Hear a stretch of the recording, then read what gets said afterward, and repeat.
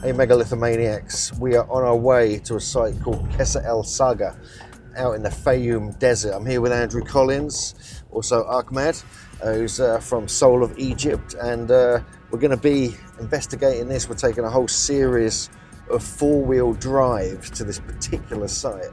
The reason we want to go here is because it's seriously megalithic, and it's kind of an anomalous site because there's surface luminescence dating that pushes the site back to possibly 3,500 to 3,700 BC, making it possibly one of the oldest megalithic sites here, definitely in Egypt. So it's a really interesting place. We're on a bit of an adventure. We're about to hit the sand, going into the desert. We've tried to come here before a few years ago, myself, Andrew and JJ, in a taxi, a normal taxi, and we just didn't get very far because of the sand.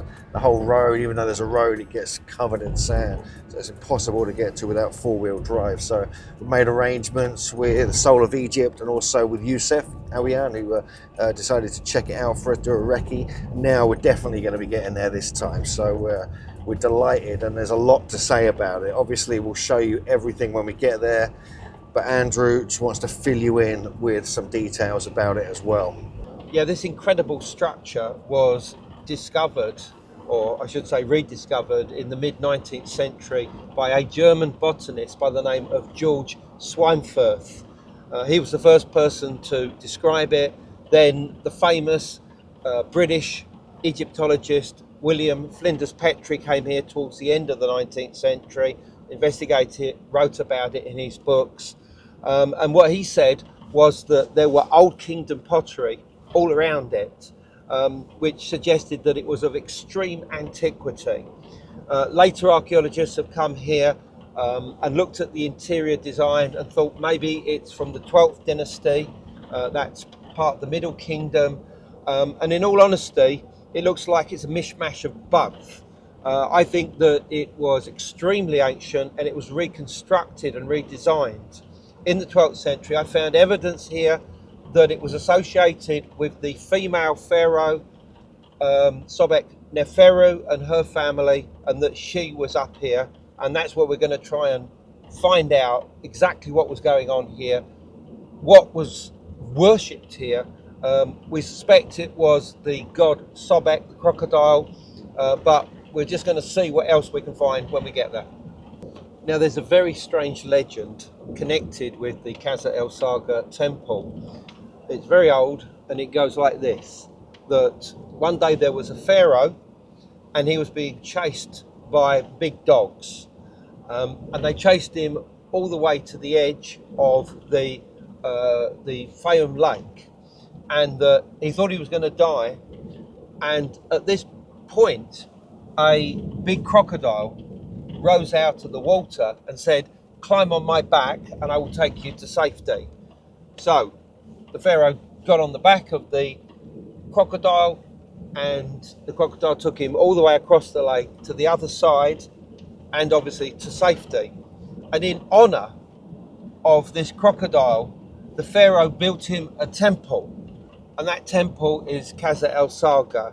And what this does is bring together the elements of a pharaoh, the crocodile god Sobek, and Qasr el Sagha itself.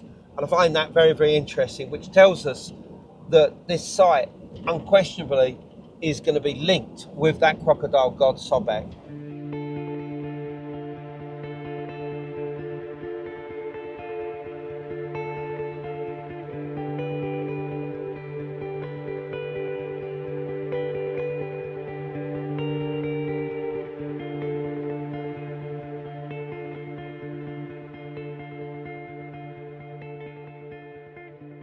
Welcome to the Qasr el Sagha temple, this magnificent megalithic structure that is so mysterious that there's debate even to this day as to when this was created. Some people say that it was done during the Old Kingdom period, perhaps contemporary with the Valley Temple of Khafre at Giza. Others have linked it to the Assyrian at Abydos, but still others suggest that it was manufactured during the 12th dynasty and that it may have been connected with the family of Sobek Neferu. And I personally have found inscriptions that were found here by earlier Egyptologists that have partial names of Sobek Nofru in them. And I think that this was a temple of Sobek. It was used by her. I don't think it was constructed by her. I think that it was a very ancient structure, but that it was redesigned either during her reign or the reign of her brother Amenemhet IV, and that they redid the whole interior in a style very similar to what we saw at Medinet Mahdi. And that this tells us that this place was probably seen as a location of the ancestors. We know that there is Neolithic remains all around here. We know that the lake came all the way up to here. We know that there are very ancient legends associating it with a pharaoh and a crocodile. And this incredible landscape all around would have been seen as quite literally a physical representation of the other world, the Duat, the underworld of ancient Egyptian religion. And all of this combined together tells us that this is an incredibly special place that we are continuing to investigate now. So you get a real sense of the kind of magnitude from this angle here. Now it's quite a small temple, and we've got a lot of stones here just lying on the ground, and just down there, probably just down there, is where the lake would have come up to, just a slightly raised area. We saw that when we drove in. But up here you can see some shaping on the rocks, which I want to just show you. Get at an angle so you can see it. If you actually look up there, you can see there's clear nubs, very strong, very profound ones, sticking right out, and another one here sticking out that side. So we've got very much a lot of shaping. Now there were more nubs, and they've kind of been lost. They were down here. You can actually see some of them. Oh yeah, you can actually see one just there. Look at that. So it's like coming out at an angle there. And there were many more. If we take a walk along the other end, you can actually see even more of them. You can actually see one on the end there, and the one on the top there is very pronounced. I'll get some photos of that as well. And also you can see the way the blocks were placed inside these kind of foundation stones and neatly kind of kept there. And they're more rough hewn around this side. That's why people think it was kind of partly unfinished. It had this kind of unfinished feel about it, but you don't necessarily have to finish everything the way you think, because Cyclopean constructions often have this deliberate kind of unfinished, rough-hewn look, which I think is part of their design. And even around the back here, we've got Dimitri to give a good sense of scale. So this is the back side of the temple. So there's a room here as well. And these huge stones along the base. And our model Dimitri, who we've hired from Armani, gives you a good sense of the scale. And they're much more kind of ashlar here. They're much more like just blocks. They're not polygonal as such. They're very flat, very level, aren't they? The ones down the base here, the way they're shaped, unless they've been cut off, they're like what you get on the base of the pyramids. Very interesting. And also here, that's actually the stone, the other side of the stone. That was inside there. So yeah, it's fascinating. Also here, look, you've got the remnants of a keystone cut, which is something we find all over Egypt and also all over the world, really. Very, very interesting. And look, this one here is fascinating though. This particular stone, you can actually see inside where it was joined together, and you can see there was no cement, nothing there, no mortar, and here as well. So you can actually see the edge of the stone. Very hard kind of type of sandstone. There's also three types of rock on the base. At the very base there's taffel, which is a local stone, which is like the whole stone you find all over the place. Then there's a layer of the sandstone, and then the limestone. Looks like kind of all flat kind of blocks, but actually then you get ones like this. So it is polygonal. Then you get nubs sticking out there. Absolutely incredible. What a place.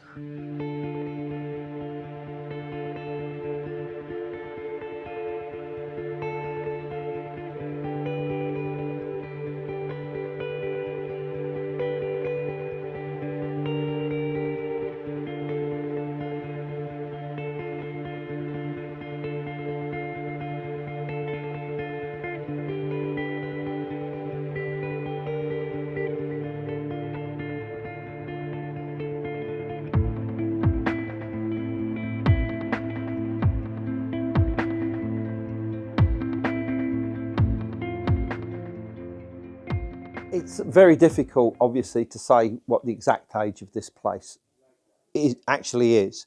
I mean, it's obvious that there are 12th dynasty links, but the style of the construction suggests something much, much earlier, going back to the Pyramid Age, the 4th dynasty, or perhaps even to Predynastic times. I think it's been reconstructed. I think it was done in 2, perhaps even 3 different phases, and that this is one of the most remarkable buildings in Egypt that I think was created in the past. So one of the fascinating things about this particular site is the controversial dating that is associated with it. Some research was done in the mid-2000s using surface luminescence dating, and this suggests, and the date they got was so incredible, because they did dating also on the Giza Plateau and some other areas of Egypt, and got dates maybe a couple of 100 years older. Much of this was published by Robert Temple, for instance, but here they found dates that go back 5,700 years ago, so around 3,700 BC, minus or plus about 850 years. So this suggests this is pre-dynastic. This goes back at least several hundred years before the first dynasty and 1,000 years before the Great Pyramid and other such temples and sites were built. And so if that's the case, then the first phase of this could be the earliest megalithic structure in all of Egypt. Let's get in and have a look in here, because this is a fascinating little area I want to show you.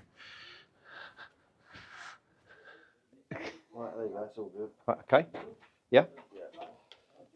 Okay, we are here at the western end of the temple.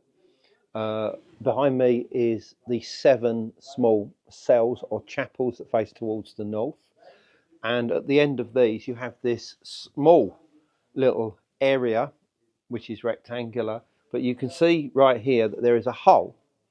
And this hole, as we will see, goes through to a blind room. So let's have a look, see what is in this room, if we can crawl through. Oh. Right. So what do we make of this? This is a room that is quite clearly blocked off. There is no obvious entrance into it other than what I've just come through. And why would you create this? Probably it was dedicated to some kind of hidden god, or goddess, of course, but their statue would probably have been in here. And I suspect that there would have been perhaps preparatory rituals that would go on here that were quite different to what was happening in the actual 7 cells or 7 chapels. And who might it have been dedicated to?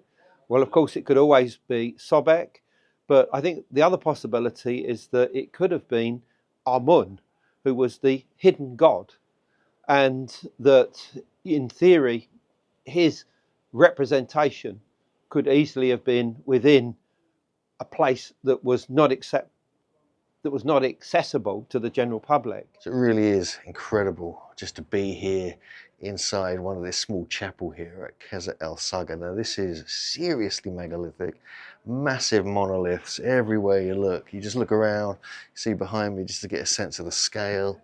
You've got this one here is particularly interesting. You've got the way it kind of is just like something you see in Machu Picchu. It's just something else.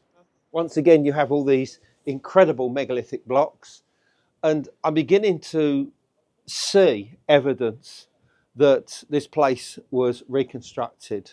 And I mean, look, you've got here, for instance, this wall here, and you know, things are out of place. I mean, why is the corner of that stone rounded, for instance? There's absolutely no need for that. The block on top seems to have been not designed specifically.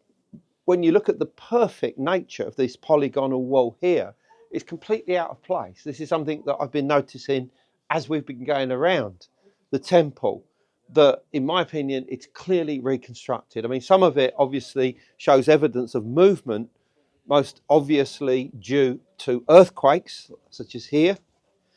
I mean, these blocks quite clearly are part of it, of the original construction. But on the other side, on the interior, I think that it's definitely been reconstructed. The other interesting fact is that you have here one of these blocks that goes around the corner. Yeah? Do we see these at the Valley Temple of Khafre?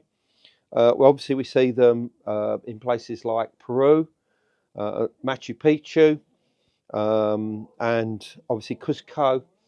And, you know, it's strange. I mean, why is there this similarity of architectural style in Egypt that you also have in Peru? Is it purely coincidence? Is it purely a case of independent invention?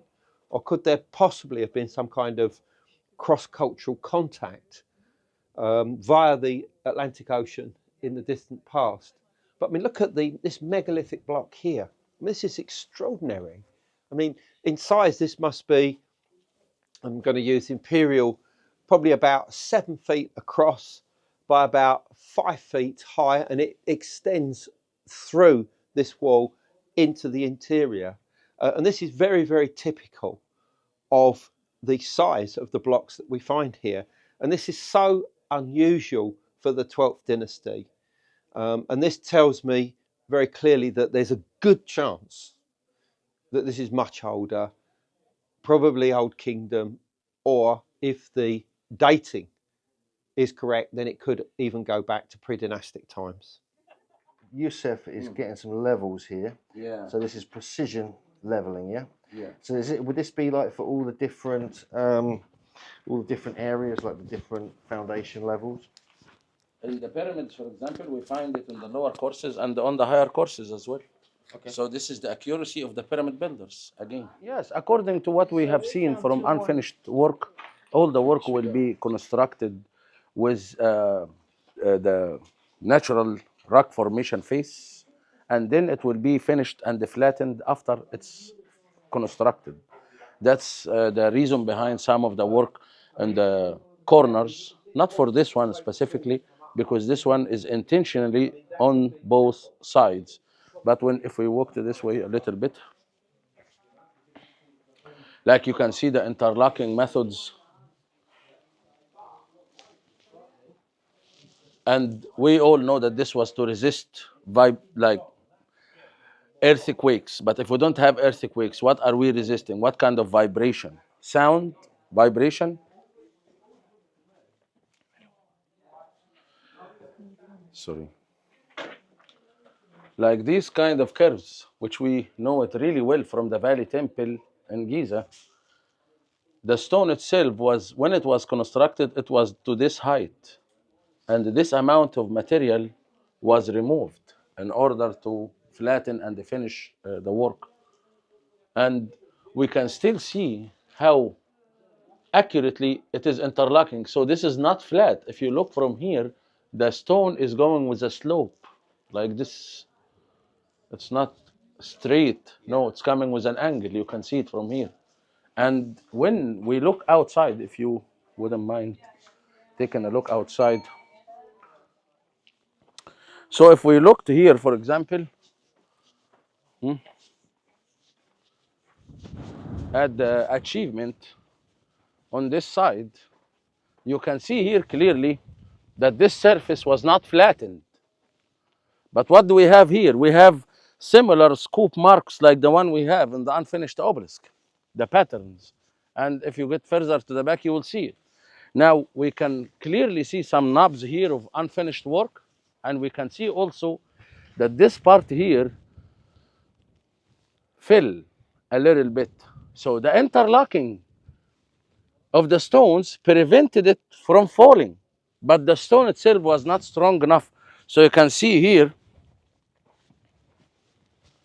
that this block break, it's broken. So this was one block. These two pieces were one block.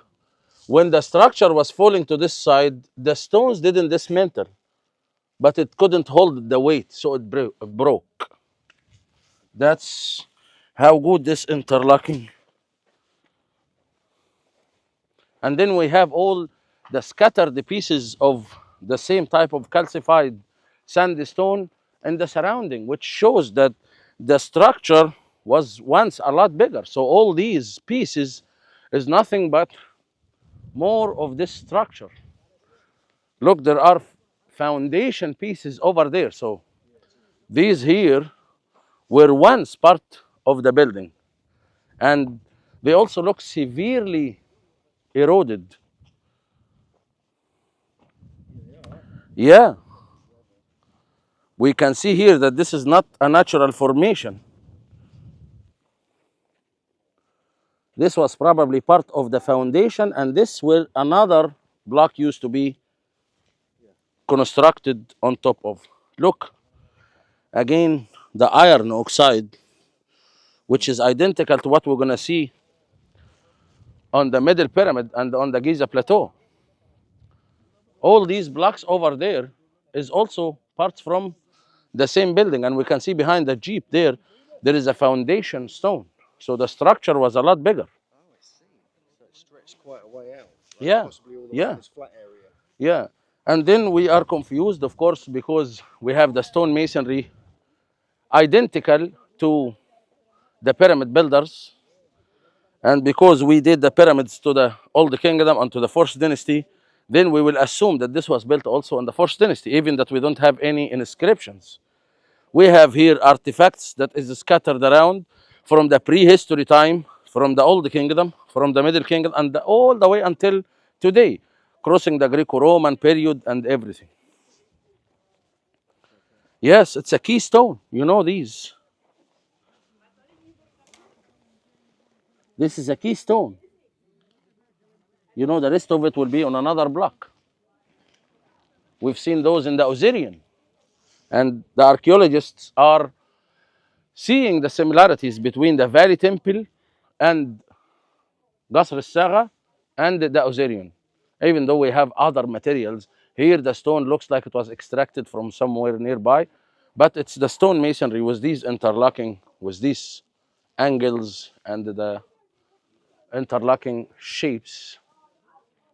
You cannot miss that. We can see the scoop marks around the knob. Yeah. It's just like the Syrian, isn't it? Exactly. And then in and out, we can see how accurately this is leveled. So if we bring the scale once again, and we, for example, used it here.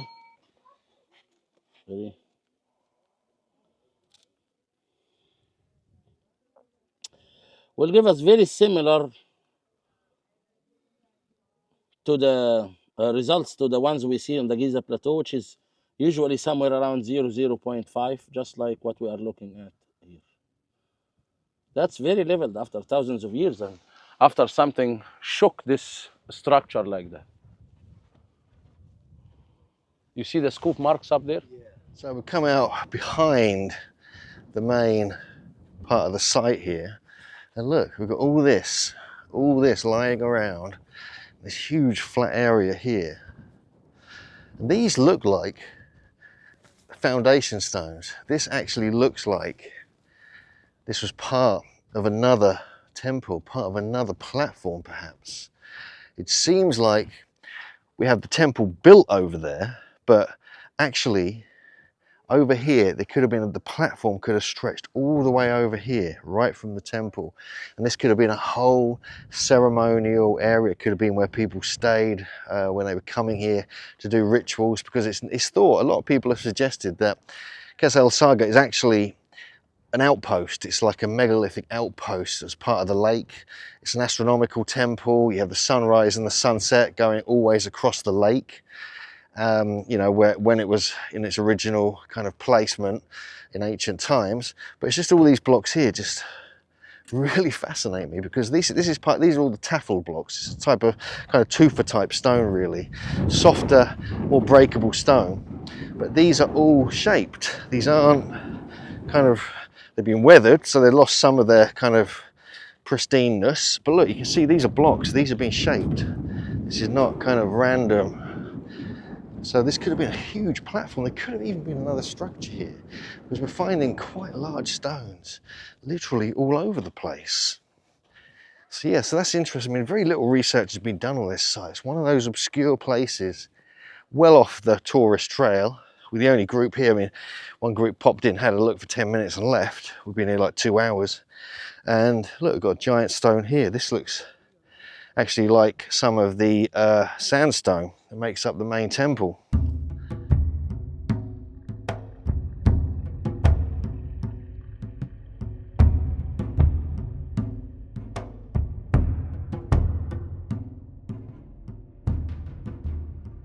Amazing weird features in here. Look at this, it's like a little room.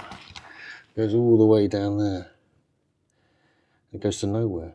Just there's a little hole that just kind of goes through to the kind of corridor entrance.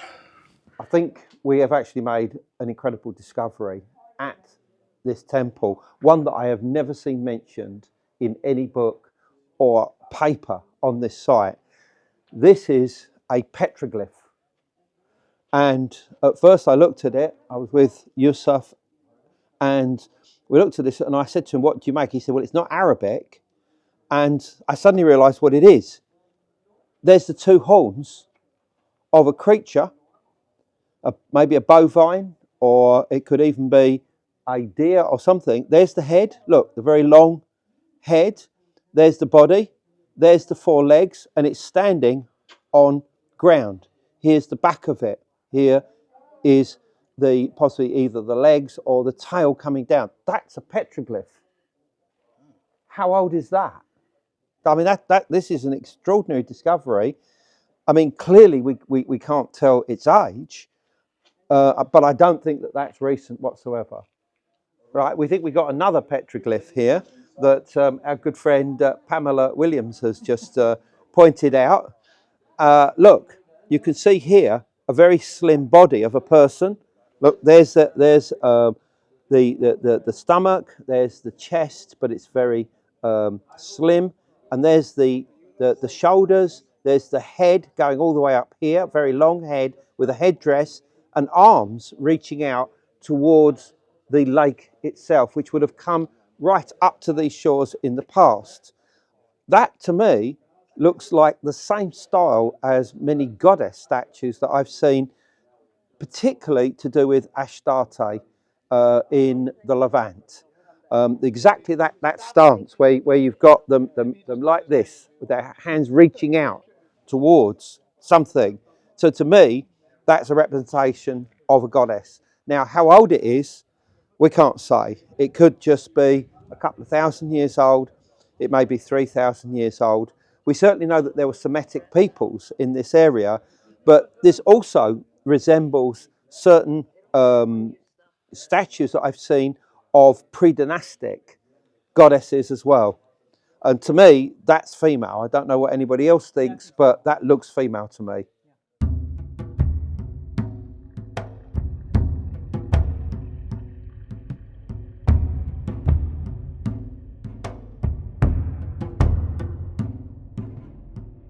We're just leaving Qasr el Sagha temple. Now this is one of the most, if not to me, the most impressive megalithic construction here in Egypt. I mean, it's on par with the Assyrian, it's on par with the Valley Temple and the interior of the Great Pyramid to me. So it was an amazing visit to see these gigantic polygonal walls, the Cyclopean construction, the sort of nubs, even the keystone cuts we saw there as well, and the fact that we had to take 4-wheel drives out into the desert just to get here. I mean, we're trying to get back now. We're going to some other kind of very ancient petrified forest area to have a look at that.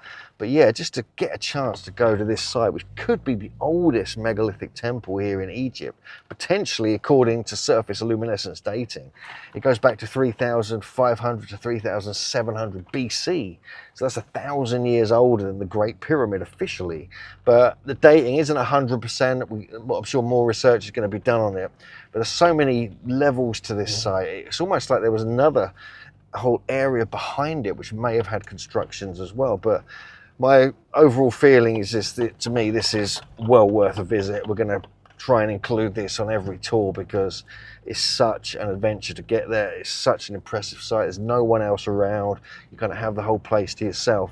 And there's no inscriptions really. We found a couple there which are very interesting, but there's no real inscription saying who built it, when it was built. you know, everything else. So, you know, it's like got this Cyclopean megalithic quality that we find in many other sites around the world that, again, don't have these inscriptions. So I'm going to get Andy's view on this as well, because I think it blew his mind. He wrote about this in his latest book about Sobek-Neferu, first female pharaoh, but to actually visit it and get a chance to see it was very impressive, wasn't it, Andrew?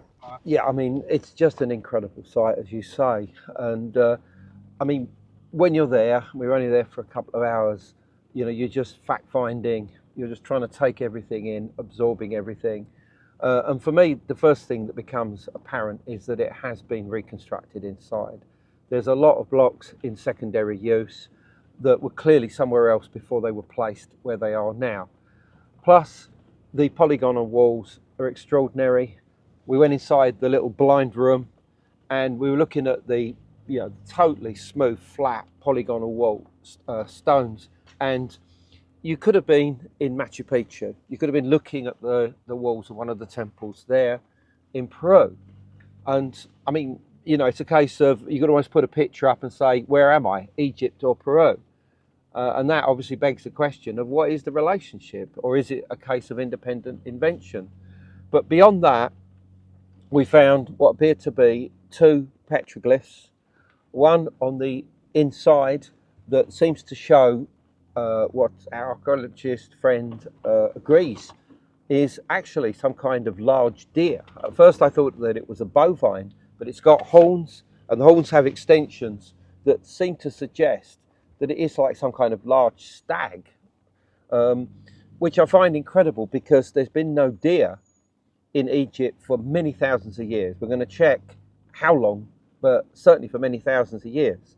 There is another petroglyph just in the entrance door frame on the left as you look out towards the lake, and it's of a very thin woman with her arms stretched out. You can see her shoulders, you can see her head, you can see the tall headdress that she's wearing. And I would say that this looks very similar to certain pre-dynastic statues that I've seen in places like the Nubian Museum in Aswan, and certainly in books, but it also resembles certain Semitic goddesses that I've seen impressions of them, like Astarte in the Levant. Now, how old these petroglyphs are, we have no idea. I mean, they could be a couple of thousand years old, they could be several thousand years old, we don't know. They could even be modern, we don't know. But what I do know is that I do not recall having seen them in any books or articles. We are obviously going to double check that. But if they are not mentioned in there, this is something quite special that we've discovered here. The other important thing is that I looked around outside, and all around there are chippings of black basalt. This is clearly worked material coming from blocks that were taken from the Old Kingdom quarries at Jebel Qatrani. But these were only in use, as far as we're aware, during the Old Kingdom period. I mean, clearly we can't absolutely say that 100%, but that's more evidence, I think, that there was activity going on at that site during the Old Kingdom period, and that means it either dates to the same time as the Giza pyramids, the Valley Temple of Khafre, or it's even older than that. We do know from inscriptions that I've been working on and that are shown in the first female pharaoh that Sobek-Neferu would seem to have had an interest in this site. I would say that 100%, but she was there for the same reasons we were here, because it's a place of the ancestors. It's a place that goes back many thousands of years. It's a place that would have been associated with the underworld, the Duat, and the monsters and the creatures that you would expect to encounter. There are giant snakes and whales out here, their skeletons fossilized where they were left millions of years ago. The ancient Egyptians would have been aware of that. They would have noted it, and they would have connected them with the same snakes and monsters that you encounter in the death journeys you go through the Duat to go to the afterlife. So there's a lot of things going on here, and for us now the adventure continues. So I hope you enjoyed the visit to Qasr el Sagha, the remote megalithic kind of temple in the middle of the Fayum desert. It was a real journey. We really enjoyed ourselves. We hope you did too. Let us know what you think in the comments. Please subscribe, please become a patron, and check out our other tours we've got going on. We're going to be coming back to Egypt, obviously, and we're definitely going to be including this. So check out the links below to find out more about what we're up to. But for now, thanks for watching Megalithomaniacs, and we'll see you next time.